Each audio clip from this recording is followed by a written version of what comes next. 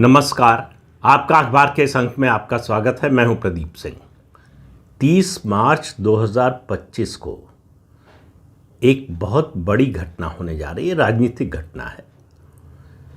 और ये पहली बार होगा कि देश का कोई प्रधानमंत्री राष्ट्रीय स्वयंसेवक संघ के मुख्यालय नागपुर में जाएगा।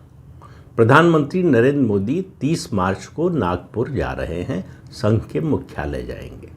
वहाँ संघ के नेताओं और संघ प्रमुख मोहन भागवत से मुलाकात होगी। बहाना उसका ये है कि माधव नेत्रालय और रिसर्च सेंटर जो है उसकी एक्सटेंशन बिल्डिंग का शिलान्यास करेंगे प्रधानमंत्री। अब इस कार्यक्रम को, ये वैसे तो आप कह सकते हैं बड़ा औपचारिक सा कार्यक्रम है, इसमें कौन सी बड़ी बात है, लेकिन दरअसल अगर पृष्ठभूमि पर नज़र डालें और ख़ास तौर से लोकसभा चुनाव और उसके पहले और उसके बाद की राजनीतिक परिस्थितियों पर, तो ये बहुत बड़ी घटना है। देखिए, ये बात अब किसी से छिपी हुई नहीं है, ये सार्वजनिक हो चुकी है कि संघ और भाजपा के बीच संबंध अच्छे नहीं है, या कह सकते हैं कि संवाद की कमी है। और संवाद की ये कमी लगातार बढ़ती जा रही थी। संवाद की कमी धीरे धीरे परस्पर अविश्वास में बदलती जा रही थी। और इस पर एक तरह की मुहर लगी जब 17 मई 2024 को एक अंग्रेजी अखबार को दिए इंटरव्यू में पार्टी के राष्ट्रीय अध्यक्ष जेपी नड्डा ने ये कहा कि अब हमें आरएसएस की ज़रूरत नहीं है। पहले हम कमज़ोर थे तो हमें संघ की ज़रूरत पड़ती थी, अब हम सक्षम हो गए हैं तो हमें संघ की ज़रूरत नहीं है। संघ में इस बात को बड़ी गंभीरता से लिया गया।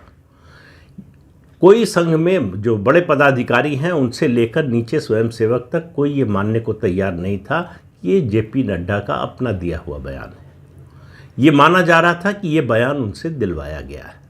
अब सच्चाई किसी को पता नहीं है कि जेपी नड्डा ने अपनी मर्जी से बोला या किसी के निर्देश पर, कहने पर बोला।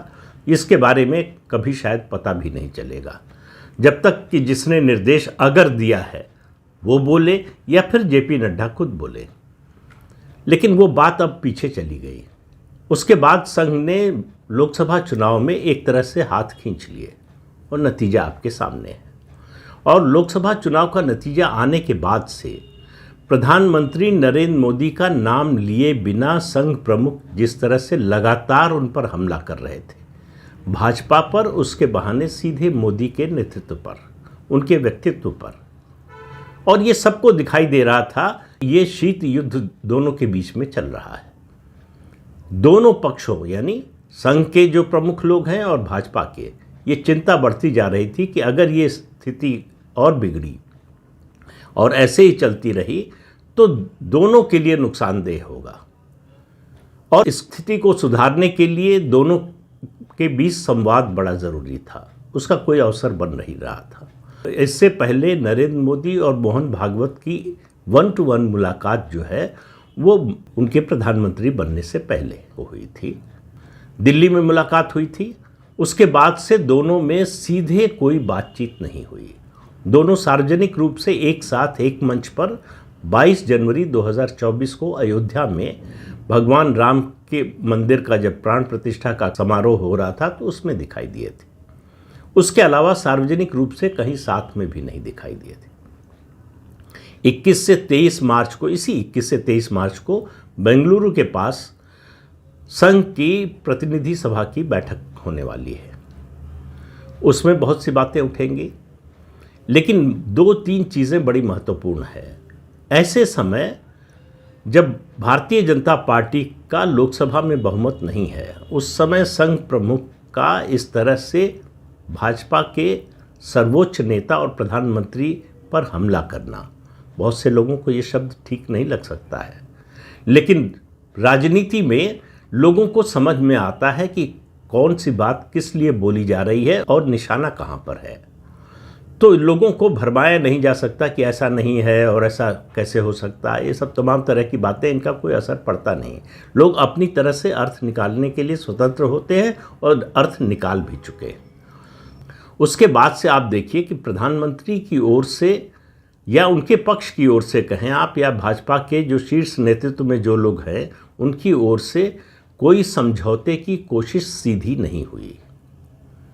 लेकिन बातचीत जो है, जिसको कहते हैं पर्दे के पीछे से जो प्रयास होते हैं, वो लगातार चल रहे थे। सबको समझ में आ रहा था कि ये स्थिति ठीक नहीं है, लेकिन सवाल ये था कि पहल कौन करे। एक न्यूट्रल अवसर को ढूंढा गया। पहले इस कार्यक्रम में जो 30 मार्च को हो रहा है, इसमें संघ प्रमुख नहीं रहने वाले थे, लेकिन उनको कहा गया कि आप जरा सोच कर देखिए कि प्रधानमंत्री नागपुर में होंगे, संघ मुख्यालय में होंगे और इस कार्यक्रम में होंगे, और संघ प्रमुख वहाँ नदारद होंगे, वहाँ अनुपस्थित होंगे। उसका क्या संदेश जाएगा, उससे क्या अर्थ निकाले जाएंगे, उस पर क्या चर्चा होगी। उसके बाद उनका कार्यक्रम बदला। अब दोनों की मुलाकात होना 30 मार्च को तय है, और ये भी आपको पता है कि दोनों के बीच में संवाद और संवाद की कमी का एक बड़ा कारण है। संघ को ये शिकायत है कि 2014 में जब से नरेंद्र मोदी प्रधानमंत्री बने हैं, भाजपा की सरकार बनी है ये, तब से जो महत्वपूर्ण मुद्दे हैं, खास तौर से संगठन और सरकार को लेकर, उनमें संघ की कोई निर्णायक भूमिका नहीं रह गई है। जो मुख्यमंत्रियों का चयन है, नए मुख्यमंत्री जो बन रहे हैं, उसमें संघ की कोई निर्णायक भूमिका नहीं है, ऐसा माना जा रहा है।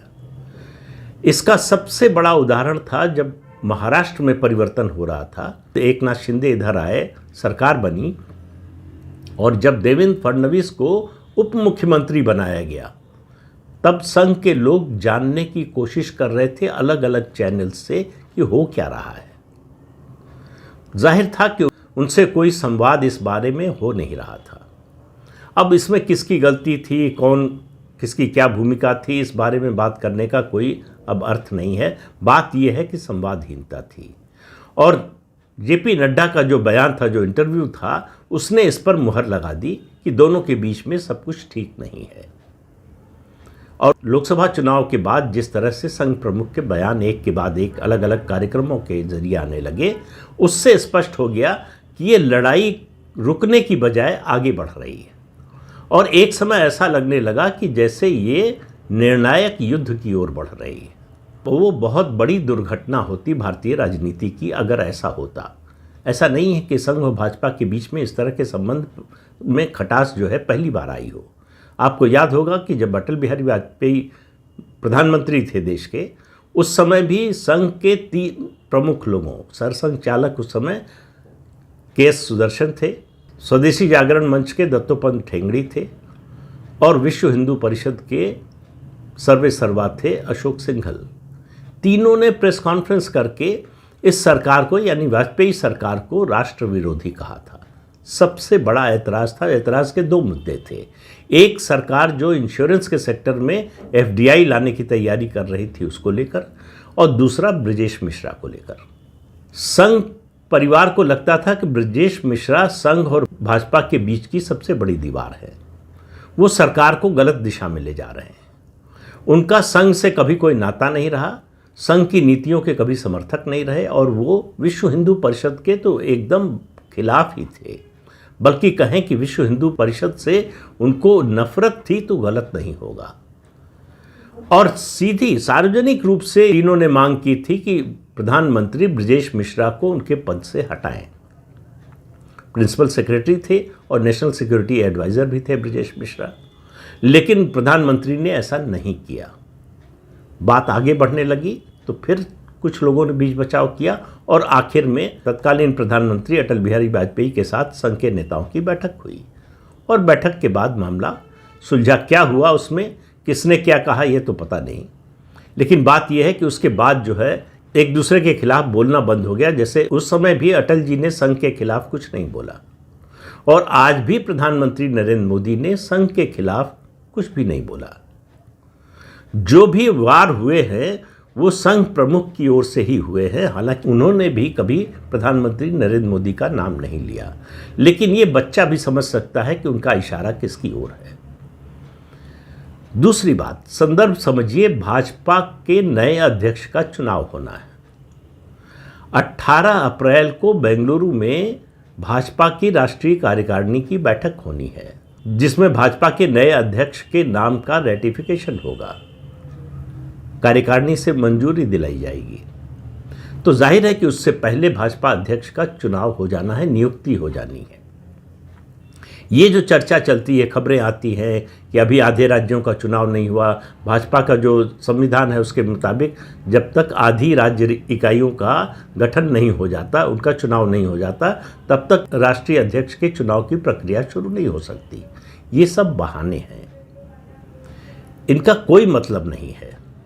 दरअसल बात ये थी कि जब तक संघ प्रमुख और प्रधानमंत्री के बीच में संवाद स्थापित नहीं होता, तब तक इस बारे में कोई फैसला नहीं होने वाला है कि भाजपा का राष्ट्रीय अध्यक्ष कौन होगा। और भाजपा के नए राष्ट्रीय अध्यक्ष के बारे में संघ अपनी एक निर्णायक भूमिका चाहता है, और भाजपा का शीर्ष नेतृत्व भी इस मामले में ऐसा नहीं चाहता कि जो संघ तय कर दे उसको वो चुपचाप मान ले। तो अब इस स्थिति को जो है सुधारने के लिए या इस स्थिति में बदलाव के लिए ज़रूरी था कि दोनों प्रमुखों की बैठक हो, दोनों की मुलाकात हो, दोनों में संवाद स्थापित हो, दोनों में बातचीत हो। तो ये आप मानकर चलिए कि जो भी भाजपा का अध्यक्ष बनेगा वो दोनों की सहमति से बनेगा, उसमें किसी एक का वीटो चलेगा, इसकी उम्मीद बहुत कम लगती है। और किन नामों पर विचार होगा, अभी जो नाम चल रहे हैं, जो सुनाई देते हैं, ये सब केवल चर्चा के लिए नाम है। दरअसल शीर्ष स्तर जब मैं कह रहा हूं तो इन दोनों के स्तर पर किसी नाम पर कोई विचार फैसला नहीं हुआ है। इस मुलाकात के बाद ही किसी नाम पर ये उम्मीद की जा रही है कि इस मुलाकात में भाजपा के राष्ट्रीय अध्यक्ष के नाम पर चर्चा भी होगी और हो सकता है सहमति भी बन जाए। और उसके बाद ही जो है ये प्रक्रिया तेज होगी, क्योंकि जो भी अध्यक्ष चुना जाएगा अभी अप्रैल के फर्स्ट वीक तक उम्मीद है कि नया अध्यक्ष भाजपा को मिल जाएगा, वो 2029 का लोकसभा चुनाव भी कराएगा। इसलिए उसकी भूमिका बहुत महत्वपूर्ण है कि वो कौन होगा। संघ के लोगों से अगर आप बात कीजिए तो उनका कहना है कि संघ ये चाहता है कि प्रधानमंत्री नरेंद्र मोदी सरकार चलाए और संगठन का जिम्मा संघ को दे दे। लेकिन भाजपा का शीर्ष नेतृत्व तो ये नहीं चाहता कि संगठन के अध्यक्ष के रूप में या संगठन के रूप में एक पैरेलल पावर सेंटर बने।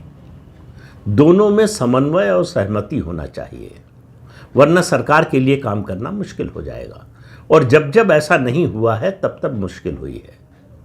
चाहे केवल बीजेपी की बात नहीं कर रहे, किसी भी पार्टी को दुनिया में कहीं भी देख लीजिए, जब दो पावर सेंटर बनते हैं तो उनमें टकराव होना बहुत स्वाभाविक है। वो स्थिति जो है प्रधानमंत्री नरेंद्र मोदी नहीं चाहते, और जैसी उनकी लोकप्रियता है, जैसी उनकी स्वीकार्यता है, जैसी उनकी साख है, ऐसे में उनकी अथॉरिटी को चैलेंज करने वाला कोई हो ये चल ही नहीं सकता है। संघ अगर चाहे तो भी नहीं चल सकता है। तो संघ को इस बात को स्वीकार करना पड़ेगा कि प्रधानमंत्री नरेंद्र मोदी का कद बहुत बड़ा हो चुका है। ये कोई नहीं कह रहा कि संघ से बड़ा हो गया है। संघ का जो मूल मंत्र है कि व्यक्ति से बड़ा संगठन और संगठन से बड़ा राष्ट्र, और प्रधानमंत्री तो बोलते ही रहते हैं कि राष्ट्र प्रथम, कि सबसे पहले राष्ट्र है। और अगर आप देखें तो जो परिवर्तन दिखाई देगा कि लोकसभा चुनाव के बाद जो एक के बाद एक संघ प्रमुख के बयान आए, जो सीधा हमला प्रधानमंत्री पर, उनके नेतृत्व पर था, उसके बाद से जब प्रयास हुआ बीच बचाव का, उनके बयान आना बंद हो गए। और इधर अगर आप देखें तो प्रधानमंत्री नरेंद्र मोदी भी संघ की प्रशंसा में कई बार कई मौक़ों पर बोल चुके हैं। और सबसे लेटेस्ट है जो उनकी पॉडकास्ट अभी आई है, उसमें उन्होंने बताया कि उनके जीवन को कैसे ढाला संघ ने, और संघ की कितनी बड़ी भूमिका है राष्ट्र निर्माण में। उन्होंने कहा दुनिया में ऐसा कोई संगठन नहीं है जिस तरह राष्ट्रीय स्वयंसेवक संघ है। तो संघ की प्रशंसा की। हालांकि आप ये देखिए कि संघ प्रमुख की ओर से प्रधानमंत्री की प्रशंसा में कोई बात अभी तक कही नहीं गई है। तो इसका मतलब गांठें अभी सब सुलझी नहीं है। तो ये जो 30 मार्च की बैठक है, ये बड़ी निर्णायक होने वाली है राजनीतिक रूप से। अगले चुनाव तक, यानी लोकसभा चुनाव तक 2029 तक संघ और भाजपा के संबंध कैसे रहेंगे, पार्टी कैसे चलेगी, सरकार कैसे चलेगी, इन सब बातों में जो है वो स्पष्टता आएगी इस बैठक के बाद। एक बात तो तय लग रही है कि ये जो लग रहा था कि शायद ये निर्णायक मोड़ पर पहुंच जाए, दोनों के बीच का संघर्ष यानी भाजपा और संघ के बीच का संघर्ष, वैसा नहीं होने वाला है। वो स्थिति टल गई है। बीच का रास्ता और समझौते का रास्ता, समन्वय का रास्ता, संवाद का रास्ता ये निकालने का प्रयास हो रहा है। अगर ऐसा नहीं होता तो ये दोनों की मुलाकात का ये कार्यक्रम तय नहीं होता। तो प्रधानमंत्री के रूप में नरेंद्र मोदी, या बल्कि कहें कोई भी प्रधानमंत्री देश का, 1947 से लेकर अब तक संघ मुख्यालय नागपुर में नहीं गया है। प्रधानमंत्री पहली बार जाएंगे। ये एक संदेश है संघ के लिए कि हमारे लिए ये ईगो का प्रश्न नहीं है, अहंकार का प्रश्न नहीं है। जो 2 बार 3 बार संघ प्रमुख ने अहंकार का मुद्दा उठाया, जो बात की, तो ये प्रधानमंत्री नरेंद्र मोदी ने ये कदम उठाकर इस कार्यक्रम के लिए सहमति देकर ये बता दिया कि उनके सामने ईगो का प्रश्न नहीं है। और वो जो कहते हैं कि राष्ट्र प्रथम, उसी नीति पर चल रहे हैं और उसी के अनुसार वो कुछ भी करने के लिए तैयार हैं, किसी भी हद तक जाने के लिए तैयार हैं। तो इस बैठक को सामान्य संघ प्रमुख और प्रधानमंत्री के बीच की बैठक नहीं समझा जाना चाहिए। ये भाजपा और संघ की राजनीति और देश की राजनीति में एक निर्णायक मोड़ के रूप में ये घटना होने जा रही है। इस कार्यक्रम के बारे में अब ऑफिशियल हो चुका है। माधव नेत्रालय की ओर से एक प्रेस रिलीज जारी हो चुकी है कि प्रधानमंत्री इस कार्यक्रम में आ रहे हैं और इस कार्यक्रम में संघ प्रमुख के अलावा महाराष्ट्र के मुख्यमंत्री देवेंद्र फडणवीस भी मौजूद रहेंगे और केंद्रीय मंत्री नितिन गडकरी भी मौजूद रहेंगे। उसके अलावा और कई प्रमुख लोग मौजूद रहेंगे। लेकिन उन सबसे ज़्यादा महत्वपूर्ण है कि संघ प्रमुख और प्रधानमंत्री की सीधी बातचीत होगी और उसके बाद कई मुद्दों पर जाहिर है कि फैसला हो जाएगा।